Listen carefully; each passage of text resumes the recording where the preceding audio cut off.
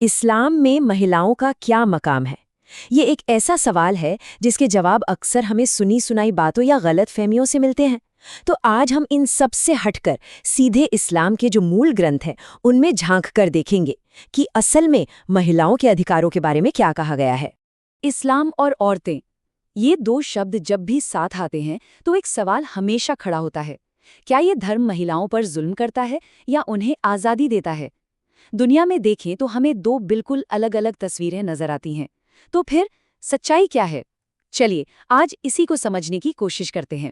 देखिए, अक्सर होता ये है कि जो हम टीवी पर देखते हैं या अखबारों में पढ़ते हैं उसी से एक राय बना लेते हैं, लेकिन हम यहाँ ऐसा नहीं करेंगे। हम आज की खबरों को एक तरफ रखकर सीधे इस्लाम के फाउंडेशनल टेक्स्ट यानी कुरान और पैगंबर के कथनों को देखेंगे कि वो असल में क्या सिखाते हैं।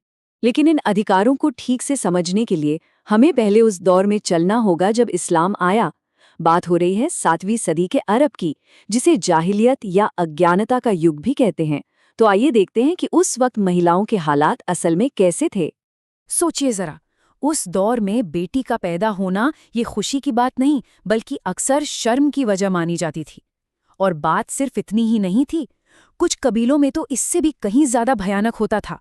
बच्चियों को जन्म लेते ही जिंदा दफना दिया जाता था। और इसी दर्दनाक रिवाज के खिलाफ कुरान ने सीधे सीधे आवाज उठाई। उसमें साफ तौर पर उन लोगों की निंदा की गई जिनका चेहरा बेटी के जन्म की खबर सुनकर काला पड़ जाता था। इस्लाम ने इस सोच पर सीधा प्रहार किया और इस वहशी प्रथा को हमेशा हमेशा के लिए खत्म कर दिया। इस्लाम ने सिर्फ पुरानी गलत प्रथाओं को खत्म ही नहीं किया, बल्कि महिलाओं को ऐसे अधिकार दिए जो उस जमाने के हिसाब से आप कह सकते हैं एक क्रांति की तरह थे। इसे हम 7वीं सदी का एक बिल ऑफ राइट्स या अधिकार पत्र भी कह सकते हैं। तो सबसे पहले बात करते हैं शिक्षा यानी तालीम के हक की। पैगंबर मोहम्मद का एक बहुत मशहूर कथन है, इल्म हासिल करना हर मुसलमान पर फर्ज है।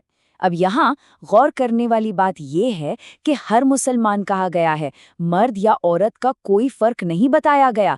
ये उस जमाने के लिए एक बहुत बहुत बड़ी बात थी। और हाँ, ये सिर्फ कही सुनी बात नहीं थी। पैगंबर की पत्नी हजरत आयशा खुद इस्लाम की सबसे बड़ी स्कॉलर्स में से एक थीं। आलम यह था कि उस दौर के बड़े बड़े विद्वान उनसे धर्म और कानून के पेचीदा मामलों पर सलाह लेने आते थे। उन्होंने महिला शिक्षा की एक ऐसी मिसाल कायम की जो आज भी प्रेरणा देती है। अच्छा, अब आते हैं शादी के मुद्दे पर। इस्लाम में शादी, जिसे निकाह कहते हैं, वो कोई जबरदस्ती का रिश्ता नहीं है, बल्कि एक पवित्र कॉन्ट्रैक्ट है। और जानते हैं इस कॉन्ट्रैक्ट की सबसे पहली और जरूरी शर्त क्या है? लड़की की रजामंदी। उसकी मर्जी के बिना ये शादी हो ही नहीं सकती। इसका एक बहुत ही जबरदस्त उदाहरण हमें इतिहास में मिलता है। एक बार एक औरत पैगंबर के पास आई और उसने कहा कि उसके पिता ने उसकी मर्जी के खिलाफ उसकी शादी कर दी है। पैगंबर ने एक पल की भी देर नहीं की और उससे वो शादी तोड़ने का पूरा अधिकार दे दिया। ये घटना साफ बताती है कि सहमति कोई ऑप्शन नहीं बल्कि एक बुनियादी हक है। शादी के इसी कॉन्ट्रैक्ट का एक और बहुत जरूरी हिस्सा है मेहर। ये एक रकम या कोई संपत्ति होती है जो शौहर अपनी बीवी को शादी के वक्त देता है, और ये पूरी तरह से सिर्फ और सिर्फ पत्नी की होती है। इस पर किसी और का कोई हक नहीं।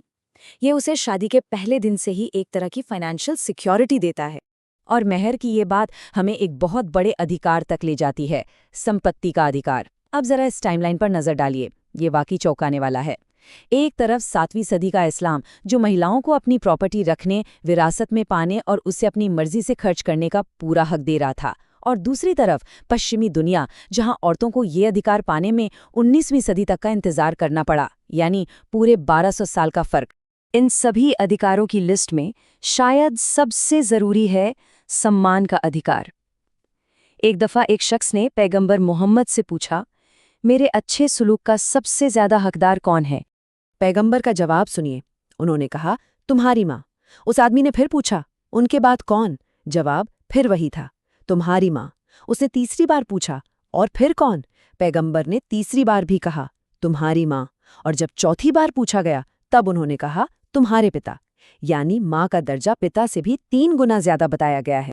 और ये मशहूर कथन तो हम सबने सुना ही है, जन्नत तुम्हारी माँ के कदमों के नीचे है। ये बात माँ के मकाम को एक तरह से पवित्र बना देती है, उसे एक बहुत ऊंचा दर्जा देती है। तो अब ये सवाल मन में आना लाजमी है कि अगर इस्लाम के ग्रंथों में महिलाओं को इतने अधिकार दिए गए हैं, तो फिर आज कई मुस्लिम समाजों में उनकी हालत हमें इतनी अलग क्यों दिखती है? इसका जवाब असल में धर्म और संस्कृति के बीच के फर्क में छिपा है।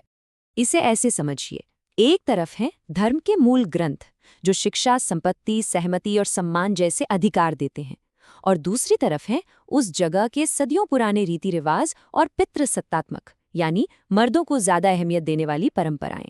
और कई बार होता यह है कि ये परंपराएं धर्म की असली शिक्षाओं पर हावी हो जाती। तो यहाँ एक बहुत जरूरी बात समझने की है, किसी भी धर्म के कुछ मानने वालों के काम उस धर्म की असली शिक्षाओं को बदल नहीं सकते। आज कई समाजों में जो हमें महिलाओं पर पाबंदियां दिखती हैं, वो अक्सर धर्म की वजह से नहीं, बल्कि वहाँ की लोकल कल्चरल परंपराओं की वजह से होती हैं। तो आखिर में एक सवाल हमारे सामने आकर खड़ा हो जाता है, और ये सवाल सिर्फ इस्लाम पर ही नहीं बल्कि हर धर्म, हर विचारधारा पर लागू होता है।